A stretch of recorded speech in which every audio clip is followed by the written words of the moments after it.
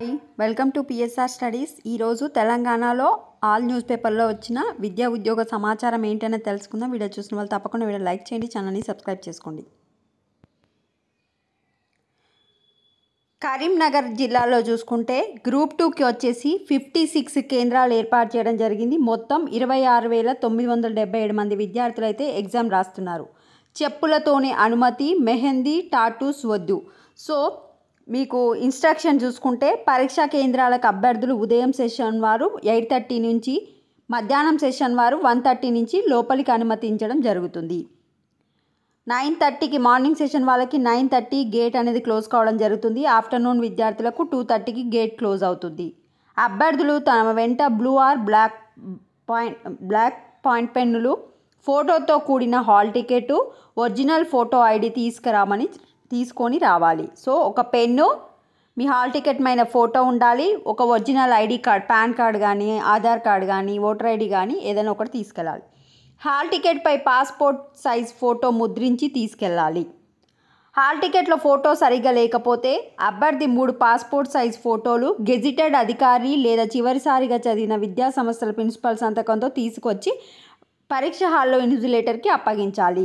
మీ hall టికెట్లో photo కనుక correct రాకపోతే 3 passport size తీసుకొని దానిపైన గెజిట్ అంటే గ్రీన్ పెన్ సైన్ పెట్టే వాళ్ళు ఎవరైనా ఉంటారు కదా వాళ్ళతోని, ఆర్ మీరు మీ కాలేజ్ ప్రిన్సిపల్, లాస్ట్ చదివిన కాలేజ్ ప్రిన్సిపల్ ఉంటారు కదా వాళ్ళతోనైనా సైన్ చేయించి ఆ ఫొటోస్ తీసుకెళ్ళి ఇన్విజిలేటర్కి ఇవ్వాలి. పరీక్షా కేంద్రాలకు అభ్యర్థులు calculator, cell phone, pen drive, Bluetooth devices, jewellery, electronic gadgets తదితర సామాగ్రికి అనుమతి లేదు. చెప్పులు మాత్రమే వేసుకొని రావాలి. షూస్ వేసుకోవద్దు. మెహందీ, టాటూ వంటి పెట్టుకోవద్దు. ఇవి ఎందుకంటే ఫింగర్ ప్రింట్స్ తీసుకుంటారు కనుక మెహందీ, టాటూ ఉంటే చేతులకి ఫింగర్ ప్రింట్స్ కరెక్ట్గా రావని చెప్పి అట్లా చెప్పడం జరుగుతుంది.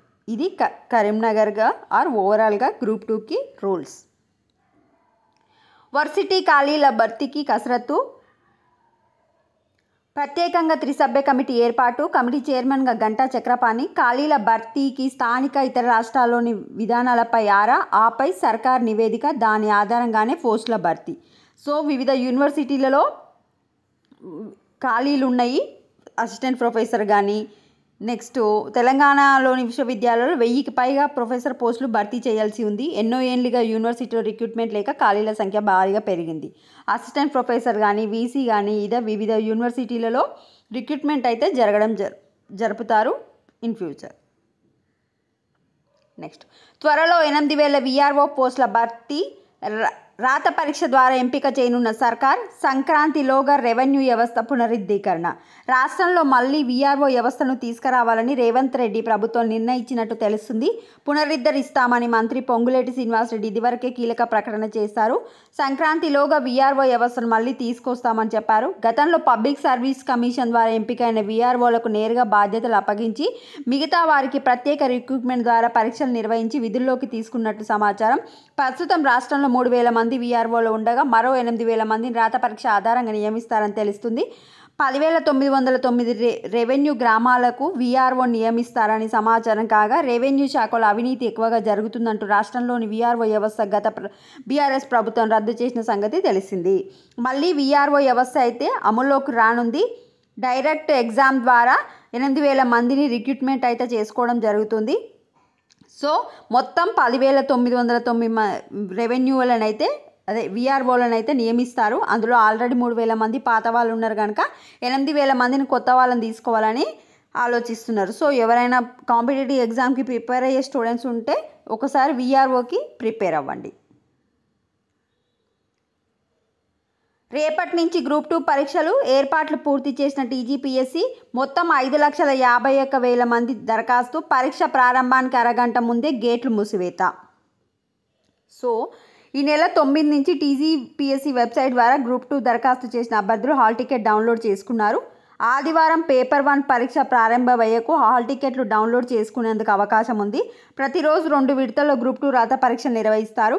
ఆదివారం ఉదయం 10 గంటల నుంచి మధ్యాహ్నం 12:30 గంటల వరకు general studies, general abilities paper 1, మధ్యాహ్నం 3 నుంచి సాయంత్రం 5:30 గంటల వరకు హిస్టరీ, పాలిటీ, సొసైటీ పేపర్ 2, సోమవారం 10 గంటల నుంచి మధ్యాహ్నం 12 గంటల వరకు ఎకనామీ డెవలప్మెంట్ పేపర్ 3, మధ్యాహ్నం 3 నుంచి సాయంత్రం 5:30 గంటల వరకు తెలంగాణ ఉద్యమం రాష్ట్ర ఆవిర్భావం పేపర్ 4 రాత పరీక్షలు జరుగుతాయి. సో ఫస్ట్ ఫేజ్ వాళ్ళకి 8:30 నుంచి 9:30 వరకు అలౌ చేస్తారు. 9:30కి గేట్ క్లోజ్ చేస్తారు. రెండో విడత వచ్చేసి మధ్యాహ్నం 1:30 నుంచి పరీక్ష కేంద్రంలోకి అభ్యర్థులను అనుమతి ఉంటుందని వివరించారు. మధ్యాహ్నం సెషన్ వాళ్ళకు 2:30 గేట్ అయితే క్లోజ్ అవుతుంది. ఆ తర్వాత వచ్చిన వాళ్ళని కేంద్రానికి అనుమతించబోరు. మొదట విడత పరీక్షకు తెచ్చిన హాల్ టికెటే ఫస్ట్ రోజు నుంచి లాస్ట్ రోజు వరకు సేమ్ హాల్ టికెట్ తీసుకెళ్ళాలి. నెక్స్ట్ వచ్చేసి అభ్యర్థులు బ్లాక్ లేదా బ్లూ బల్ పాయింట్ పెన్ మాత్రమే వినియోగించాలి. కేంద్ర ప్రభుత్వం జారీ చేసిన గుర్తింపు కార్డును పరీక్ష కేంద్రం వద్ద చూపిస్తేనే అభ్యర్థులకు అనుమతి ఉంటుంది. Passport size, pan card, voter గుర్తింపు కార్డు, ఆధార్ కార్డు, ప్రభుత్వ ఉద్యోగి గుర్తింపు కార్డు, డ్రైవింగ్ లైసెన్స్లు పరిగణలోకి తీసుకుంటారు. ఇవి ఒరిజినల్ ఐడి తీసుకెళ్ళాలి. ఆ టికెట్లో పొందుపరిచిన నిబంధనలు అభ్యర్థులు తప్పనిసరిగా పాటించాలి. క్యాలిక్యులేటర్లు, ఫేజర్లు, సెల్ ఫోన్లు, ట్యాబ్లు, పెన్ డ్రైవ్లు, బ్లూటూత్ డివైస్లు, గడియారం, మ్యాథమెటిక్స్ టేబుల్, లాగ్ పుస్తకాలు ఇవన్నీ తీసుకురావద్దు. మంగళసూత్రం, గాజులకు అనుమతి ఉంటుంది. షూస్ ధరించిన అభ్యర్థులకు అనుమతి లేదు. చెప్పులు మాత్రమే ధరించాలి. ఇవి గ్రూప్ 2 రూల్స్. అప్పుడే పరీక్ష ఫీజు ప్రకటన ఎలా? ముందు రివాల్యుయేషన్ ఫలితాలు ఇవ్వండి. ఎస్ఎఫ్ఐ రాష్ట్ర అధ్యక్షులు మూర్తి. ఓయూ పరిధిలో ఇంజనీరింగ్ కళాశాల విద్యార్థులకు రివాల్యుయేషన్ ఫలితాలు ఇవ్వకముందే పరీక్షా ఫీజు తేదీలు ప్రకటించడం సరైంది కాదని ఎస్ఎఫ్ఐ రాష్ట్ర అధ్యక్షులు ఆర్ఎల్ మూర్తి అన్నారు. ఈ మేరకు శుక్రవారం ఒక ప్రకటన పేర్కొన్నారు. రివాల్యుయేషన్ ఫలితాలు రాకముందే పరీక్షా తేదీలు ఇవ్వడం వల్ల విద్యార్థులు అయోమయంలో ఉన్నారన్నారు. రివాల్యుయేషన్ ఫలితాలు విడుదల చేసిన తర్వాతనే పరీక్షా ఫీజు తేదీలను ప్రకటించాలని ఎస్ఎఫ్ఐ డిమాండ్ చేస్తున్నారు. పరీక్ష ఫీజుతో పాటు ప్రతి పేపర్కి ₹1000 కట్టాలనే నిబంధన కూడా ఉపసంహరించుకోవాలని డిమాండ్ చేశారు. ఇది వచ్చేసి ఇంజనీరింగ్ కాలేజ్లో రివాల్యుయేషన్ రిజల్ట్స్ ఇచ్చినాక యాక్చువల్గా అయితే ఫీజు నోటిఫికేషన్ ఇవ్వాలి. అయితే రివాల్యుయేషన్ రిజల్ట్స్ ఇవ్వలేదు అని చెప్పి ముందు అవి ఇచ్చిన తర్వాత ఫీజు పే చేయించుకోవాలని చెప్పి ఎస్ఎఫ్ఐ రాష్ట్ర అధ్యక్షులు అయితే డిమాండ్ చేయడం జరుగుతుంది. ఇవి వచ్చేసి నెక్స్ట్ జనరల్ ఇంగ్లీష్ అయితే రావడం జరిగింది. కావాలనుకున్న వాళ్ళు ప్రాక్టీస్ చేసుకోండి. ఇక్కడనే కీ కూడా కనిపిస్తుంది.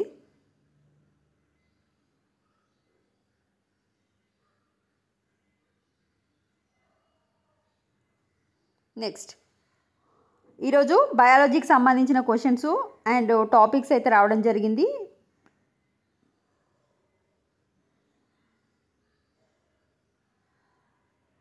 చాలామంది చూస్తున్నారు బట్ లైక్ చేయట్లేదండి. ప్లీజ్ అండి వీడియోని లైక్ చేయండి. ఛానల్ని సబ్స్క్రైబ్ చేసుకోండి.